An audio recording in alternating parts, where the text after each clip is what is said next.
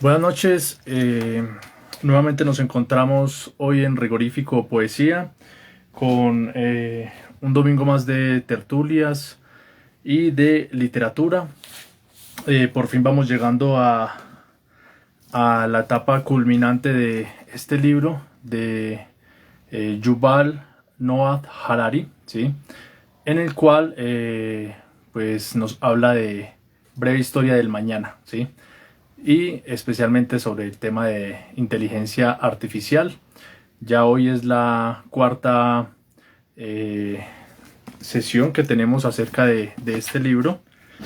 Y bueno, no olviden por favor suscribirse en el canal de YouTube Rigo Estrada, darle me gusta a estos videos y darle compartir. Y bueno, eh, el domingo pasado hablábamos acerca de el humanismo, sí, la religión humanismo, donde se dividan tres vertientes: el humanismo, liberalismo, sí, el socialismo y el evolutivo, sí. Y ustedes recordarán que el liberalismo eh, apuntaba a que las decisiones individuales, personales, son las que priman a la hora de poder actuar por parte del ser humano. En esta nueva sesión, ¿sí? Ya Harari nos empieza a hablar de algunos, entre comillas, defectos que tiene este liberalismo individual y este liberalismo. Y básicamente él empieza, o él no, la lectura que yo llevo de corrido, se hace un paralelo entre, por ejemplo, la época de la industrialización y de cómo el comunismo de Marx, Lenin, cómo captaron, por ejemplo, el hecho de que de leer, como en su tiempo, por ejemplo, las máquinas de vapor, el telégrafo, los tejidos, los vehículos, de cómo Marx leyó esto y permitió que en su momento pues fuera efectivo como el pensamiento desde el punto de vista del capitalismo, y desde la percepción que tenía Marx acerca del comunismo. Pero ya Harari lo que hace es mencionar y decir cómo en una época más reciente, por ejemplo, coloca a Fidel Castro, ¿sí? De cómo se quedó anquilosado, ¿sí? Fidel Castro y muchos otros comunistas en este tema de lo que en su momento podría haber sido un hito por parte de Marx, pero como en la actualidad lo que en su momento era como la avanzada tecnológica en lo que tiene que ver con máquinas de vapor en la época, la era industrial, el telégrafo, los tejidos, los vehículos, como eso permitió que en su momento Gran Bretaña pudiera llevar la delantera, ¿sí? Al tener toda esta tecnología y al poder desarrollarla, y como la India, por ejemplo, estuvo subyugada bajo los dominios o colonizada bajo Gran Bretaña y quedó como rezagada a sus pensamientos religiosos, en que todo iba a estar en los textos sagrados, y que los textos sagrados o religiosos iba a eh, permitir que avanzaran como sociedad. Pero en vez de pasar esto, lo que hizo fue que se quedara como allí rezagada en la historia, y pues durante mucho tiempo estuviera subyugada a Gran Bretaña, sí, o a este imperio que desde el punto de vista tecnológico llevaba, pues tenía los medios de producción, la tecnología avanzada, y permitía que pudiera tener más recursos, más capital, más dinero, y pudiera beneficiarse de los diferentes sistemas de la sociedad que permitieran ser una potencia en comparación con la India. Entonces, Harari lo que hace es cuestionar, por ejemplo, cómo Fidel Castro, entre varios ejemplos, cómo se quedaron pensando como si estuviéramos en la época todavía donde es la máquina de vapor, el telégrafo, los tejidos y los vehículos. Y cómo coloca en comparación lo que en la actualidad debería ser lo nuevo, ¿sí? Lo que va de estar de avanzada y lo que deberíamos estar apuntando a que pudiéramos como sociedad marcar una diferencia. Y eso sería el genoma humano, ¿sí? Los algoritmos informáticos, la biotecnología, la nanotecnología. Y de hecho Harari menciona, dice, si estuviera vivo Marx, ¿sí? ¿Cuál sería la invitación que haría a sus pocos discípulos del comunismo, ¿sí? ¿Qué les diría? ¿Sí? Y él dice lo siguiente, página 304 en el libro Homo Deus, dice, si Marx volviera hoy a la vida, probablemente, voy a leer este párrafo que me parece bien interesante. El socialismo, que estaba muy al día hace 100 años, no consiguió seguir el ritmo de la nueva tecnología. Leonid Brezhnev y Fidel Castro siguieron siendo fieles a las ideas que Marx y Lenin formularon en la época del vapor y no entendieron el poder de los ordenadores y de la biotecnología. Los liberales, en cambio, se adaptaron mucho mejor a la era de la información. Esto explica en parte por qué la predicción de Yurchuk hizo en 1956 nunca llegará a materializarse y por qué fueron los capitalistas liberales los que acabaron por enterrar a los marxistas. Si Marx volviera hoy a la vida, probablemente urgiría a los pocos discípulos que le quedan a que dedicasen menos tiempo a leer el Capital y más tiempo a estudiar Internet y el genoma humano. Entonces, la invitación o la reflexión que hace Harari o que realiza Harari en esta parte del libro es como, mire, si estuviera Marx vivo, en vez de decirle a sus pocos discípulos como lean el Capital, eso ya es cuento del pasado, ¿sí? Eso ya es historia patria. Lo que quería Marx es, más bien, colóquense a estudiar el genoma humano, los algoritmos informáticos y la biotecnología, que esa es la avanzada del momento, ¿sí? Eso es lo que está mandando como la parada, como diríamos coloquialmente. Y eso fue uno de los problemas de los tantos por los cuales las religiones quedaron anquilosadas en la interpretación de sus textos religiosos, como por ejemplo, dice Harari, ya desde el punto de vista ortodoxo, o los fanáticos o los religiosos queriendo buscar en las interpretaciones religiosas, llámese cualquier creencia, ¿sí? Desde el Islam, desde el cristianismo, desde el hinduismo, desde cualquier tipo religioso, queriendo buscar las respuestas a la humanidad, ¿sí? A cualquier tipo de pregunta que surgiera en la humanidad. Entonces, por ejemplo, dice Harari, pero el aceptar parejas del mismo sexo, ¿sí? Por ejemplo, o los gays, ejemplo, todo esto, más que una aceptación desde el punto de vista de los textos religiosos que los fanáticos tratan de buscar y acomodar, como no, mire, es que hoy en día se acepta el matrimonio gay y todo eso, y tratan de acomodar los textos religiosos para supuestamente buscar esa profecía o acomodar que todo, las respuestas están en los textos religiosos. Y Harari dice, cuando realmente esto, por ejemplo, en cuanto al matrimonio gay, en cuanto a la aceptación de este tipo de situaciones que hoy en día ya son derechos adquiridos y demás, realmente el precursor no están en textos religiosos como tal, sino por ejemplo desde Foucault, ¿sí? Entonces menciona el ejemplo de unos libros que menciona de Foucault y de otros pensadores. Y ya lo que hace Harari también aquí en este punto del libro es mencionar en cuanto al libre albedrío, ¿no? Que de hecho suena como redundante, ¿no? Decir libre albedrío. Pero recordemos que una de las máximas del liberalismo es que supuestamente la persona es autónoma, es independiente y toma sus propias decisiones, y lo que sienta cada cual es importante y es lo correcto y es lo certero en su vida como ser humano. Y marca la diferencia el hecho de saber que hay un yo, ¿sí? Un individual.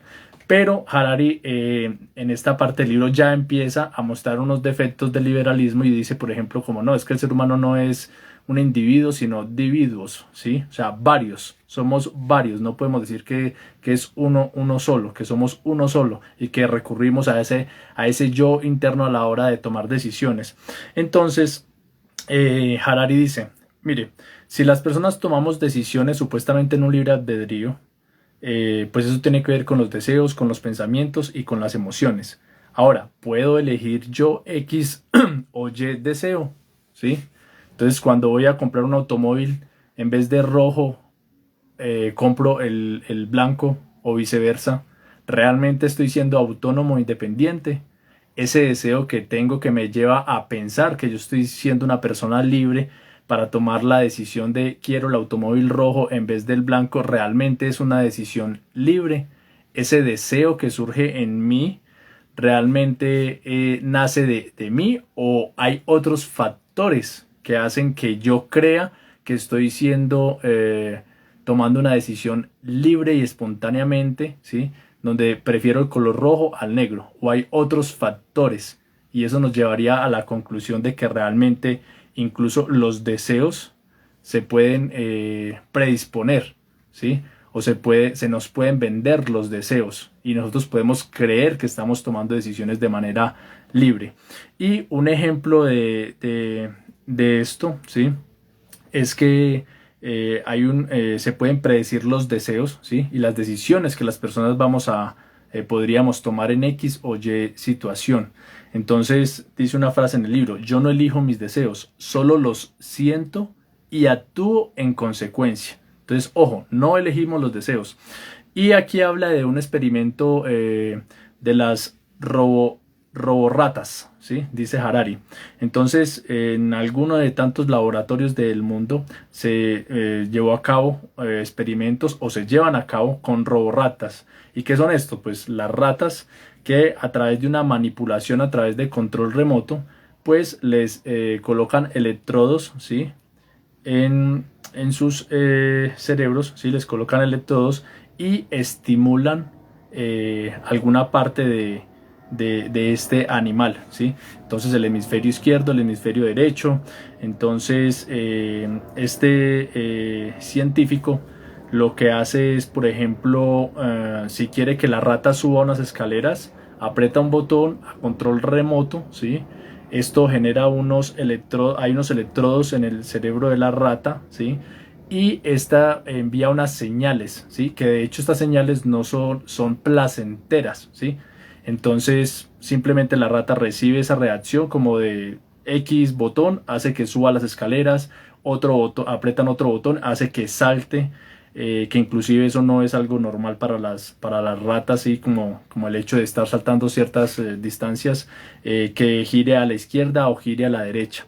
Entonces Harari menciona, no, algunos pueden decir que los defensores de los animales, que esto es una tortura para los animales y que no sé qué, pero Harari menciona, el científico argumenta y dice, no, es que no es ninguna tortura porque de hecho es algo placentero, ¿sí? Efecto placebo para las ratas. Entonces inconscientemente la rata, ¿sí? Podría estar pensando que está tomando una decisión de ir a la derecha o ir a la izquierda, cuando no sabe que hay una reacción en su cerebro, ¿sí? Es como cuando vamos al centro comercial y entonces nos dan la degustación de X o Y comida, ¿sí?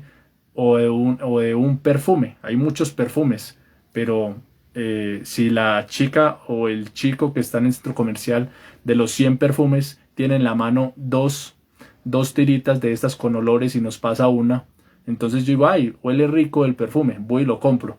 Es un deseo. ¿He tomado yo la decisión de manera libre y espontáneamente? ¿O simplemente es un electrodo, entre comillas, en forma de un papelito con cierto olor que entre 100 lociones me dan a oler una? Y como me gustó, ¿cierto? Lo normal no es que uno vaya y diga, venga, yo quiero oler las 100 lociones. No.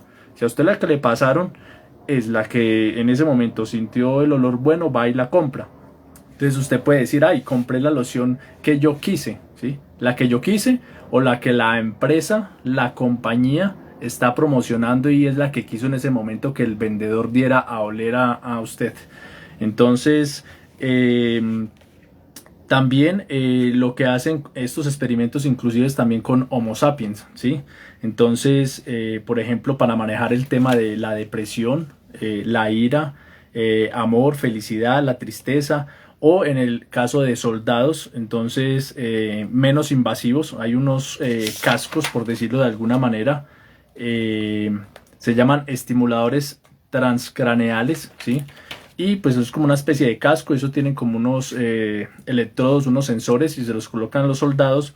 Y por ejemplo estos soldados que han estado en guerras y demás, Irak, todo este tema bien complejo y tienen algún tipo de trastorno de estrés, por ejemplo, o de depresión, o de este tema de que cuando después de terminar la guerra piensan que están todavía en guerra y les dan como estos temas de salud. Entonces les colocan estos cascos y resulta que a través de estos electrodos, estas estimulaciones, hace que el estrés, el trastorno de estrés disminuya en el soldado.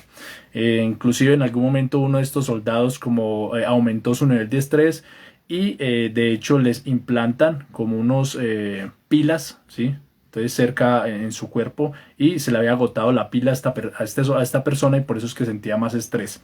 Entonces con este tipo de tecnología se puede inducir a disminuir la depresión o a que tenga algún tipo de sentimiento, de pensamiento o de deseo. Entonces allí es cuando nosotros debemos pensar si realmente existe el albedrío o estamos siendo de una u otra forma conducidos sin que nos demos cuenta y que haya una apariencia de que estamos tomando decisiones en el libre ejercicio de nuestra voluntad, ¿sí?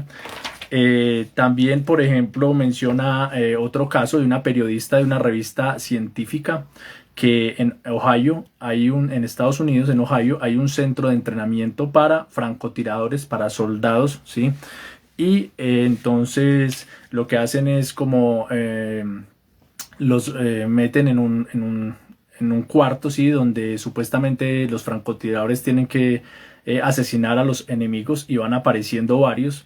Y el ejemplo con esta periodista es lo siguiente. Primero la colocaron haciendo la simulación de que tenía que matar a varias personas sin ningún tipo de estimulador transcraneal, ¿sí? Es decir, entre un casco de estos que tiene electrodo, a través de electrodos y demás circuitos genera algún tipo de reacción en el cerebro o estimulación. Y esta persona en determinados momentos empezó a sentir estrés, se bloqueó, no pudo completar el ejercicio de matar a los supuestos enemigos y empezó a tener como unas reacciones de nervios, de ansiedad, bueno, un poco de temas de estos. Y ya después lo que hicieron fue colocarle el casco, ¿sí? Y este estimulador transcraneal empezaba a generar algunas reacciones en su cerebro, a mandar algunas señales. Y ya esta persona estuvo más calmada, esta periodista, y empezó a cumplir todos los objetivos. Al final de la prueba, después de 20 minutos que se le pasaron muy rápido, ella dijo, bueno, ¿y a cuántos logré matar? Y entonces le dijeron, a todos. Y dice que esta experiencia para ella fue como muy marcada, sí, la dejó muy marcada y que ella los próximos días o semanas quería repetir como esta experiencia.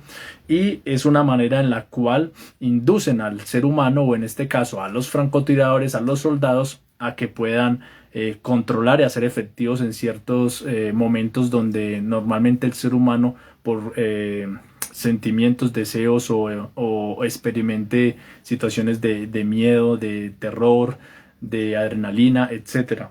Bueno, después este libro, ustedes recuerdan que Homo Deus fue publicado en el año 2016, ¿sí?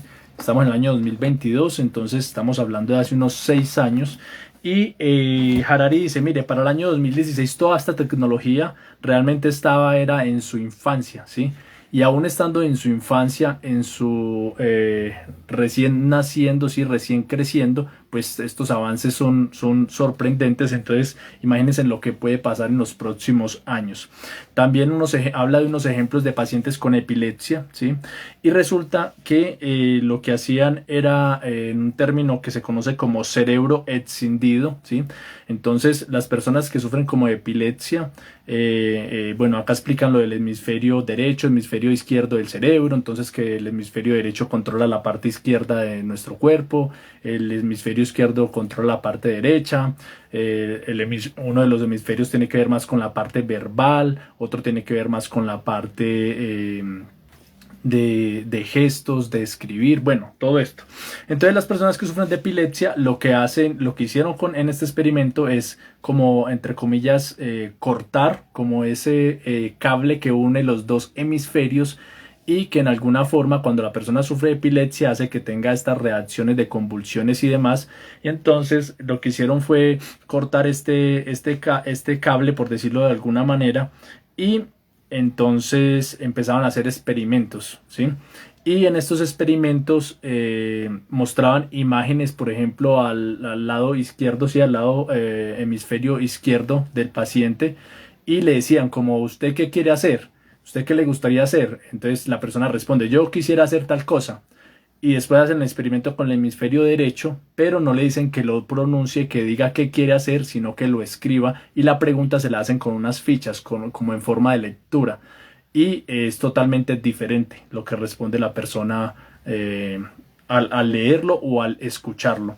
Entonces, una de las conclusiones es que cada ser humano no es único, ¿sí? Somos muchos dentro del cuerpo y realizan otros experimentos, por ejemplo, como con agua, ¿sí? Entonces colocaban una cubeta de agua a 14 grados centígrados, la persona tenía que meter su brazo, ¿sí? Y dejar su brazo allí durante 60 segundos. Después de esto, el otro brazo tenía que meterlo también en otra cubeta de agua que estaba a 14 grados centígrados y dejarlos 60 segundos. Pero cuando completaban los 60 segundos, cogían y le echaban agua caliente que hacía que esos 14 grados centígrados subiera a 15, ¿sí? Y tenía que dejar el brazo 30 segundos más. Entonces al final le preguntaban a las personas como, bueno, si tuviera que elegir cuál experimento es, pero no le decían a la persona, ¿no? ¿Cuál escogería? Entonces la persona escogía el experimento más largo, es decir, el de los 90 minutos, ¿sí? Y cuando uno diría, bueno, pero debería escoger el más corto, ¿sí? Donde menos sienta el entumecimiento en el brazo, donde sienta menos frío, pero el solo hecho de que le echaran un poco más de agua, ¿sí? Y subiera en 1 grado y el experimento fuera más largo, las personas dice que solamente recuerdan es como la parte final, ¿sí? Como usted puede tener momentos de dolor, ¿sí? Pero si en ese trayecto hay un momento donde usted tiene menos dolor o tiene un efecto de confortable, usted va a recordar ese momento, ese instante y no todo el periodo largo. Entonces, por ejemplo, colocaban ejemplos de los partos, ¿sí? Que siempre se ha escuchado que el parto es uno de los dolores o quizás más difíciles para una mujer o para el ser humano, que siempre uno lee por ahí qué pasa en el cuerpo cuando una mujer está en un proceso de parto y demás. Entonces decía, no, después las felicitaciones de los familiares, de los amigos, el cariño del niño, del bebé, de ver cómo va creciendo, hace que se olvide de esos dolores fisiológicos tan terribles y pueda justificar estos dolores. Entonces, todos estos experimentos es para llegar a la conclusión, ¿sí? De que el ser humano puede ser manipulable, ¿sí? Y en determinadas circunstancias lo que la razón nos diría que sería el actuar de un ser humano no es el que se lleva a cabo, sino que es todo lo contrario. Entonces, por ejemplo, a estos pacientes del agua, ¿sí? Donde pues tenían más enfriamiento y todo eso, obviamente en 90 segundos que en 60 segundos que duraba el primer experimento, por el solo hecho de que en los últimos segundos le echaban agua caliente, ¿sí? Y subía 1 grado de 14 a 15, ya el 80% escogía el experimento largo. Y asimismo esto se hace la transpolación con los veterinarios, colocan el ejemplo de los veterinarios y con los pediatras, ¿sí? Entonces, por ejemplo, cuando llevan al niño al pediatra y después de aplicarle una inyección, después de ser algo doloroso o un medicamento que sabe maluco para el niño o que llora, pues el pediatra saca un dulce y le da el dulce al niño, ¿cierto? Entonces dice que, o con los animales, cuando están los veterinarios, entonces le dan una galleta muy rica al animal después de haberlo, entre comillas, pasado una sesión de dolores o de curación y demás. y dice que posteriormente el niño o los animales van a recordar o van a pensar, ¿sí?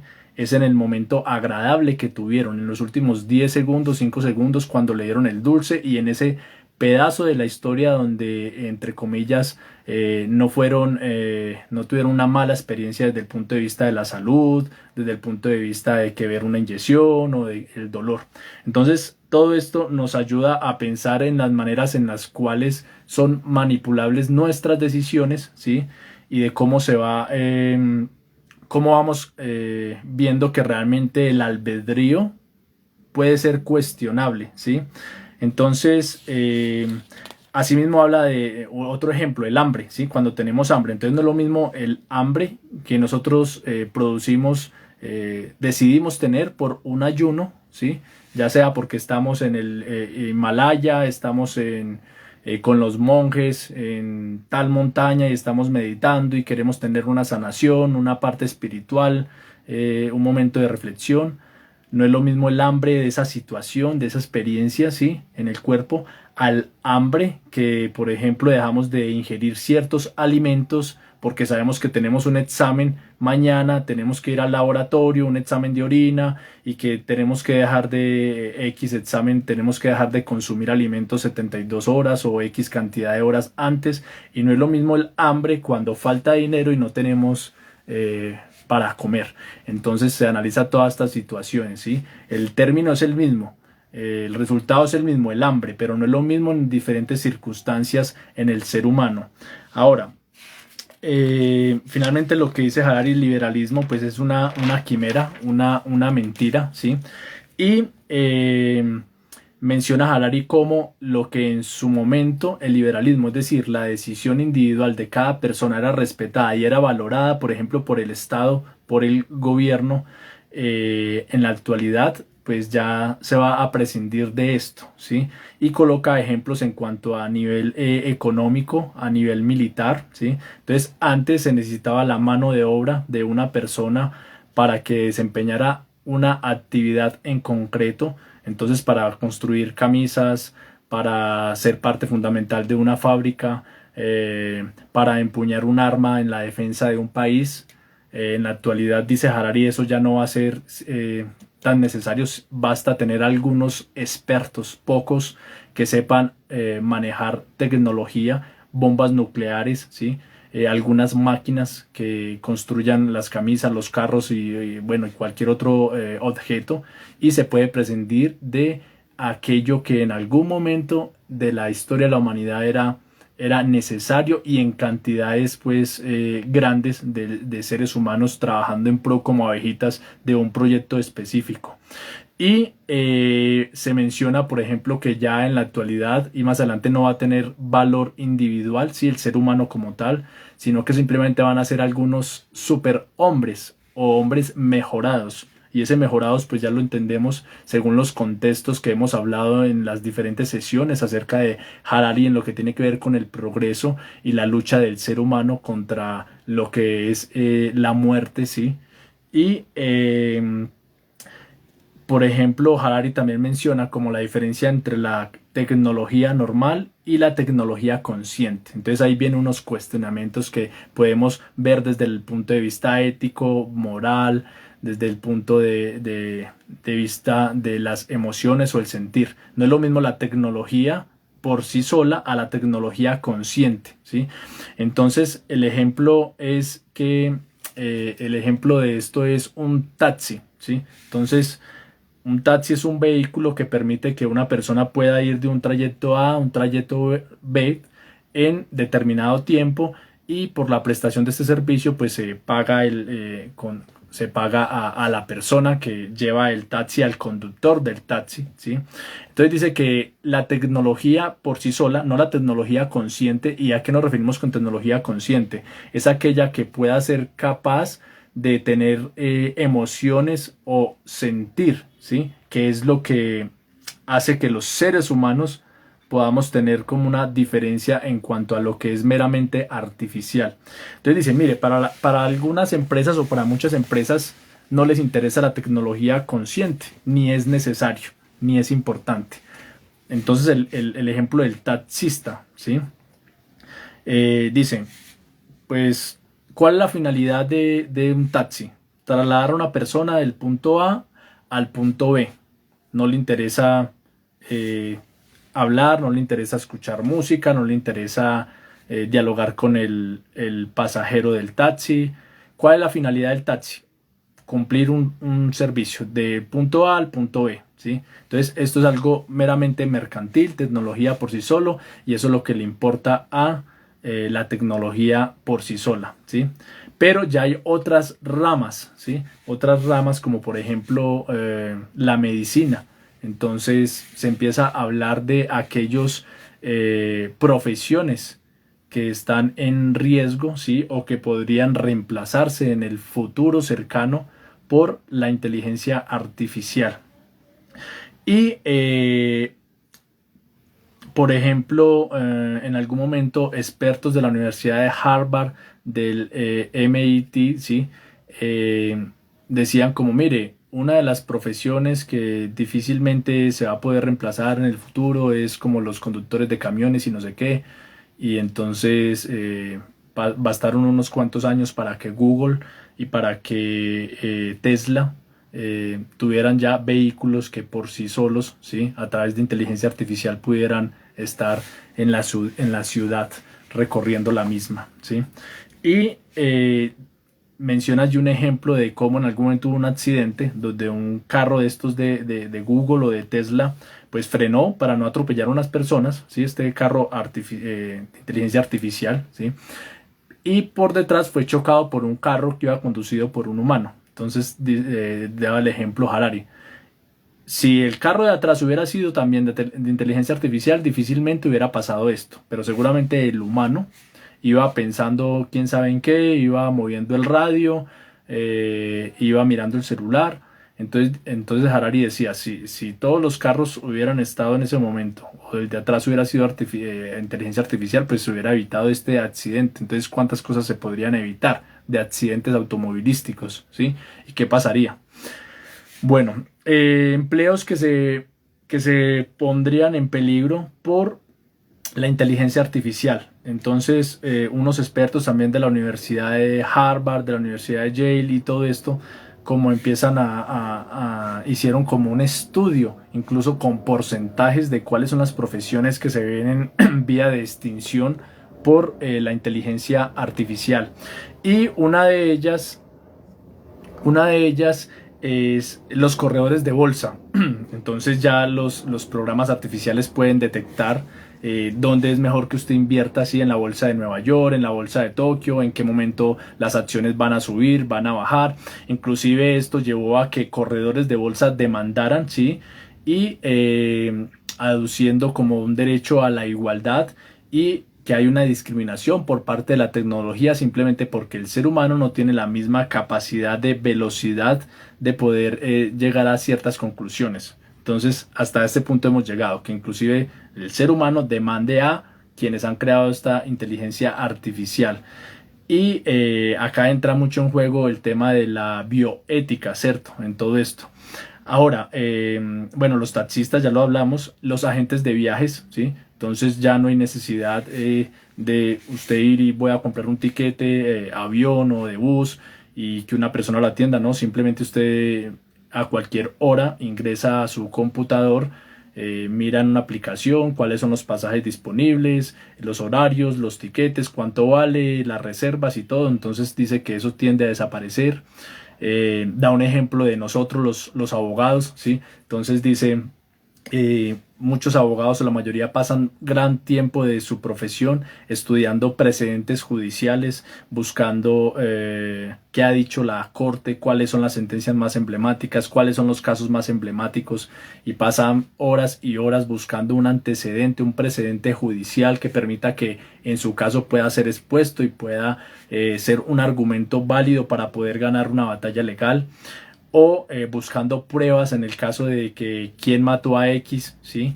Entonces buscar cuáles son los temas fotográficos, las entrevistas y menciona como Harari, por ejemplo, dice, ¿qué va a pasar cuando un computador en un día pueda estudiar y leer todos los precedentes judiciales, todas las sentencias que un abogado demoraría toda una vida, ¿sí? Y en un solo día este computador haría esto, la inteligencia artificial. ¿Qué tendrían que hacer los abogados? Pues volver a la facultad y buscar otra profesión. Lo mismo con los médicos. Entonces, aquí coloca el ejemplo Harari de una computadora que en el año 2011 IBM, esta empresa famosa de computadores, creó, ¿sí? Y había un programa, como por decir, ¿quién quiere ser millonario acá en Colombia?, ¿sí? Pero en este programa eran unas personas muy inteligentes, unos humanos, compitiendo con esta computadora que creó IBM. ¿Y cuál era la novedad de esta computadora? Que no estaba conectada a internet. Simplemente ya tenía almacenado como tal unos información, y la idea era que esta computadora respondiera a preguntas muy espontáneas, ¿sí? Y en términos de que, por ejemplo, daban como una frase, como la vida es tal cosa. Entonces la máquina debía decir como una pregunta que llevara a la conclusión de que entendía la frase que fue pronunciada.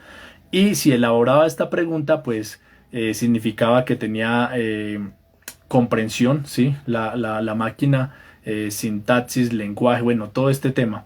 Y dice, pues eso simplemente fue como un experimento ahí a nivel de este programa, pero realmente lo que se pretende con esta computadora es que pueda diagnosticar enfermedades. Entonces acá colocaba en tela Harari cómo los médicos pueden desaparecer, ¿sí?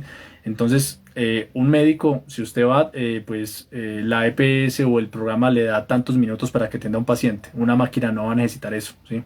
Entonces dice, un médico, por muy juicioso que sea, no puede saber todo el historial del paciente, ¿sí? Leer toda la historia clínica, saber todos sus antecedentes familiares, de su papá, de su mamá, de sus abuelos.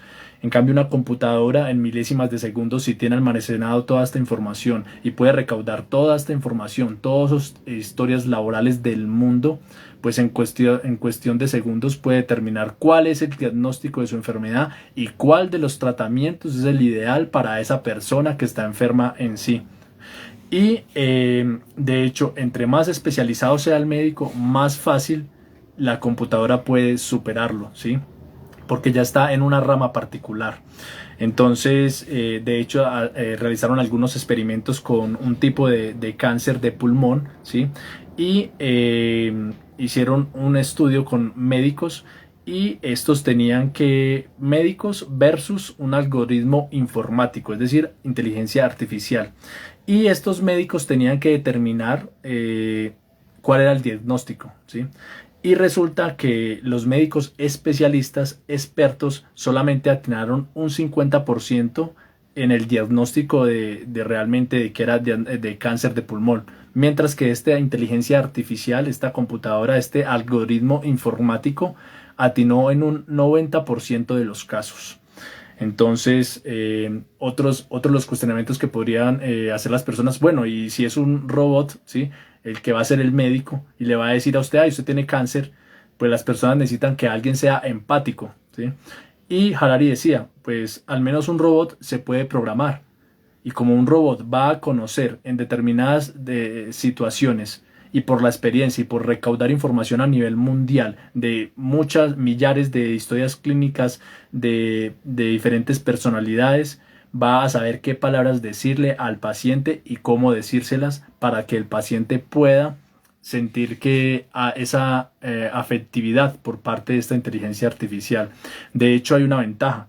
Al menos el robot, si usted lo grita, si usted toma una reacción por una decisión que le está haciendo, que se le está haciendo comunicada, al menos el robot no va a hacer unos gestos que vayan, que sean adversos a la situación, ¿sí? No se va a alterar, no va a gritar, no lo va a insultar, no le va a pegar. Se puede programar para todo esto. Entonces miren lo interesante de todo esto de la inteligencia artificial. Ahora, otro ejemplo que habla Harari, ¿sí? Ya en esta parte del libro estamos hablando es de todo lo que es breve historia del mañana, ¿no? Recuerden que ese es el subtítulo del Homo Deus, hombre Dios. Antes en el libro que analizamos en otras sesiones era Homo Sapiens, hombre pensante. Aquí ya es el hombre Dios, pero ya estamos viendo es la inteligencia artificial. Y otro de los ejemplos es como en Estados Unidos, en San Francisco, había una farmacia que era atendida por un robot farmacéutico. Y en el primer año donde colocaron a funcionar este robot, emitió más de 2 millones de recetas, ¿sí? En su primer año. Y no se equivocó en recetar. Entonces comparaban, mientras que el promedio de un farmacéutico humano se equivoca, el promedio es 1,7, ¿sí? De que va a errar. Y esto en un año representa más de 50 millones de errores en Estados Unidos. Entonces coloca en tela de juicio esa capacidad de la inteligencia artificial. Harari aquí a través de estos ejemplos nos habla de otro ejemplo de Angelina Jolie. Ustedes recuerdan que es una actriz muy famosa, y como aquí el liberalismo quedó rezagado, ¿sí? Es decir, mis sentimientos, lo que yo siento, ¿es lo correcto? No. Angelina Jolie no se dejó llevar por eso, simplemente se dejó llevar por la inteligencia artificial, por lo que va a decir la ciencia. ¿Y qué fue lo que pasó con Angelina Jolie? Resulta que su mamá y su abuela fallecieron a causa de cáncer de mama, ¿sí? Entonces Angelina Jolie se hizo un estudio donde se miró su genética y le dijeron, mire, usted tiene un 87% de probabilidades de desarrollar cáncer de mama. Y Angelina Jolie decidió realizarse una mastectomía, se llama, ¿sí? Doble mastectomía. ¿Y esto qué es en palabras coloquiales? Estirparse sus senos, quedarse sin sus senos. Entonces aquí Harari menciona y dice, mire, en este caso Angelina Jolie no se dejó llevar por su yo, no se fue para una montaña a pensar, a meditar qué decisión tomar, no. Ella vio cuál era el porcentaje de probabilidad según la ciencia, según este estudio, de que ella desarrollara cáncer de mama, un 87%. Y ella, gracias a la inteligencia artificial, pues tomó esta decisión. Y más adelante ya lo que hace Harari es hablar en cuanto a, por ejemplo, en cuanto a Facebook. Se hizo un estudio y tomaban a un grupo de personas, y estas personas entrevistaban a sus familiares y amigos para ver qué tanto conocían a estas personas. Y el propósito de este estudio era demostrar quién conocía más a las personas. Sí, sus amigos, sus familiares, ¿sí? O Facebook. Y resulta que el estudio arrojó que Facebook conocía más a las personas que inclusive sus propios familiares, sus amigos y sus compañeros de trabajo. Y todo esto se daba en el hecho de los me gustas. Entonces, cuando usted está en Facebook, cuando navegamos en Instagram, cuando navegamos en Facebook, cuando colocamos me gusta, me divierte, me enoja, ¿sí? Todo eso simplemente lo que estamos haciendo es, de manera gratuita, mostrando a esta inteligencia artificial cómo es nuestra personalidad, ¿sí? Y este estudio arrojó y fue más certero en que Facebook conocía a estas personas que inclusive sus familiares, sus amigos, o que inclusive las mismas personas, y podía predecir qué decisiones tomar en X o Y situación. Y lo que dice Harari es como, mire, hoy en día lo más valioso, antes lo más valioso era el dinero, ¿sí? El oro, ¿sí? Las riquezas materiales. Hoy en día lo más valioso es los datos personales. En la página 373, ya vamos finalizando esta parte el día de hoy, y en la página 373 lo que dice Harari es: en el apogeo del imperialismo europeo, conquistadores y mercaderes compraban islas y países enteros a cambio de cuentas de colores. En el siglo XXI, nuestros datos personales son probablemente el recurso más valioso que la mayoría de los humanos aún pueden ofrecer, y los estamos cediendo a los gigantes tecnológicos a cambio de servicios de correo electrónico y divertidos videos de gatitos. Entonces, aquí lo que hace Harari es mencionar, mire, nada es gratis, ¿no? Entonces, somos felices con Facebook, con Instagram, con Google, teniendo estas aplicaciones gratuitas, pero mentiras que estamos vendiendo de manera gratis lo más valioso. Y eso que estamos vendiendo más valioso de manera gratis es lo que permite que puedan manipular en cierta forma o puedan implantar en nosotros ciertos deseos. Y entonces el albedrío se vería menguado, ¿cierto? Ahora, coloco un ejemplo de Waze, ¿sí? Ustedes saben que es una aplicación que utilizan los conductores, y en esta aplicación lo que hace es mostrarle cuál es la forma más rápida, ¿sí? O más corta de llegar de un punto A un punto B. A veces ni siquiera la más corta, sino un poco más larga, pero menos despejada, ¿cierto? Menos trancones, menos congestión vehicular. Y coloca un ejemplo de cómo Harari dice estas plataformas tecnológicas pasan a ser como nosotros pasamos a ser sus sirvientes, ¿sí? Y un ejemplo de ello es con esta aplicación. Él coloca este ejemplo, dice: si yo hoy coloco en la aplicación que la calle 1 está más congestionada, ¿sí? Y la aplicación me va a decir, váyase por la calle 2. Entonces, al principio nosotros vamos a dar ese voto de confianza a la aplicación, y una vez la aplicación nos ha mostrado el resultado de que si confiamos en ella, podemos obtener ciertos resultados, va a llegar un momento donde nosotros no vamos a pensar si damos esa autonomía a la aplicación, sino que ya lo damos por sentado. Pero él coloca y dice cómo puede ser manipulable, ¿sí? Y cómo a veces lo que nosotros queremos no lo vamos a conseguir. Entonces dice, si la calle 1 está congestionada, imagínense que todas las personas que están utilizando la aplicación Waze, la aplicación no les va a decir váyanse por la calle 2 que está desocupada, ¿sí? Si la aplicación le dice eso a todos los que están utilizando la aplicación en ese momento, pues se va a colapsar la calle 2. Entonces, lo que hace la inteligencia artificial, o lo que haría la aplicación, es enviar la mitad por una calle, calle 2, y la otra mitad por la calle 1, ¿sí? Entonces, finalmente, no es que va a quién toma la decisión. La aplicación está tomando la decisión por todos los conductores. Y ya para terminar, bueno, faltan 60 páginas del libro. No alcancé a leerlas para hoy, pero creería que mañana ya haría un en vivo muy corto para hablar de esas 60 páginas que faltan. Pero quiero terminar con un ejemplo muy importante que da Harari en cuanto a los libros, en cuanto a la lectura, ¿sí?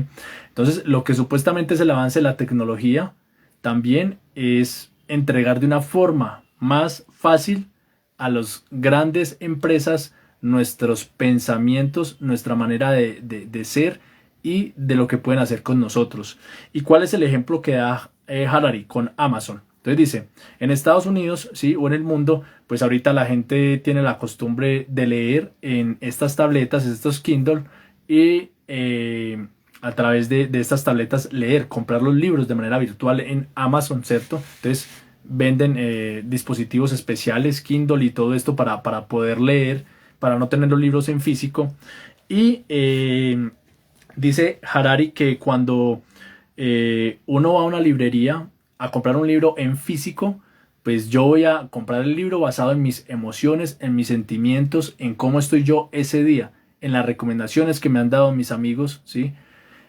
Pero cuando es de manera virtual, la página o la inteligencia artificial ya sabe, mire, basados en tus me gustas, basados en los libros que ya has leído, basado en cuánto se detiene usted mirando la página 1 o la página 2 o por géneros, la inteligencia artificial va a detectar todo eso y le va a sugerir. Y usted va a pensar, entre comillas, que de la manera libre usted está tomando la decisión de leer X o Y libro. En palabras textuales, Harari menciona esta experiencia o este ejemplo de la siguiente manera. Página 376. Dice, cuando voy a una librería física, deambulo entre las estanterías y confío en mis sensaciones para escoger el libro adecuado. Cuando voy a la tienda virtual de Amazon, aparece inmediatamente un algoritmo que me dice, sé qué libros te gustaron en el pasado. A personas con gustos similares también les gusta este o aquel libro. Maravilloso. Y esto es solo el principio. Hoy en día en Estados Unidos hay más gente que lee libros digitales que volúmenes impresos. Dispositivos como en Kindle de Amazon pueden acopiar datos de usuarios mientras estos leen el libro. Por ejemplo, nuestro Kindle puede supervisar qué partes del libro leemos deprisa y cuáles despacio, en qué página hicimos una pausa y en qué frase abandonamos el libro y no volvimos a abrirlo. Abro paréntesis. Será mejor decir al autor que reescriba ese fragmento. Cierro paréntesis. Si el Kindle se mejora con reconocimiento facial y sensores biométricos, podrá saber cómo influyó cada frase que leímos en nuestro ritmo cardíaco y tensión arterial. Podrá saber qué nos hizo reír, qué nos entristeció y qué nos enfureció. Pronto los libros nos leerán mientras los leemos. Y mientras nosotros olvidamos rápidamente la mayor parte de lo que leímos, Amazon nunca olvidará nada. Dichos datos le permitirán elegir libros para el lector con una pasmosa precisión. También le permitirá saber con exactitud quiénes somos y cómo conectarnos y desconectarnos. Entonces aquí nos queda una gran reflexión con esta parte del texto que menciona Harari en cuanto a cómo nosotros entregamos todo a la tecnología, ¿sí? Y coloca, de hecho hay unos videos donde Harari también habla de esta parte de este libro, y inclusive para escoger la pareja, ¿no? Entonces si le damos el acceso a Google, si le damos el acceso a nuestro celular, nos puede decir si escogemos entre Pepita o entre Pepito, ¿sí? ¿Cuál de acuerdo a nuestra personalidad, cuál de acuerdo a nuestras decisiones en toda nuestra vida, cuál se adecuaría más a nuestra personalidad, con cuál seríamos más felices? Bueno, un tema de cuestión acá realmente profundo, y mire lo que podría llegar a ser estas inteligencia artificial, ¿no? Entonces, ¿cuáles serían las consecuencias, ¿sí? De yo estar leyendo en algo tecnológico, ¿sí? En un Kindle, y de hecho Facebook detecta cuánto se demora usted viendo una imagen, si usted se detuvo, si le dio clic, si leyó, si no leyó. ¿Qué harán con esa información? ¿Qué podrían hacer con esa información? ¿Hasta dónde estaría nuestro albedrío comprometido? Entonces esas son las reflexiones que quedan el día de hoy con esta parte del libro de Yuval Noah Harari. Para el día de mañana en la tarde ya haré un video muy en corto donde llegaremos a la conclusión de este maravilloso libro. Realmente Harari es un historiador sorprendente y imprescindible. Los libros de Harari en nuestra biblioteca, Animales a Dioses y ahora Homo Deus. Y bueno, más adelante analizaremos 21 lecciones del siglo XXI. Pero ahorita pasaremos a otro libro de otro autor para no estar como con el mismo autor en cada tertulia. Entonces les agradezco mucho la atención, gracias por estar aquí. Por favor no olviden darle me gusta, darle compartir y suscribirse al canal de YouTube. Y la idea es que podamos aprender, podamos reflexionar, y no importa la manera, ¿sí? A algunos nos gusta leyendo, a otros les gusta a través del oído escuchar, a otros viendo y escuchando. La idea es que podamos promover el arte, el conocimiento, la literatura, y podamos reflexionar como seres humanos. Y recuerden como las palabras de mi maestro Ernesto Sábato, mi escritor favorito, como quizá la literatura es la forma más completa de poder examinar al ser humano, ¿no? Ahora, ¿qué tipo de literatura? Cuando realmente si la escogemos en nuestro albedrío o por entregarle los datos a la tecnología, ya nos predisponen para escoger algún tipo de literatura. También en eso entra en cuestionamiento. Gracias, una feliz noche.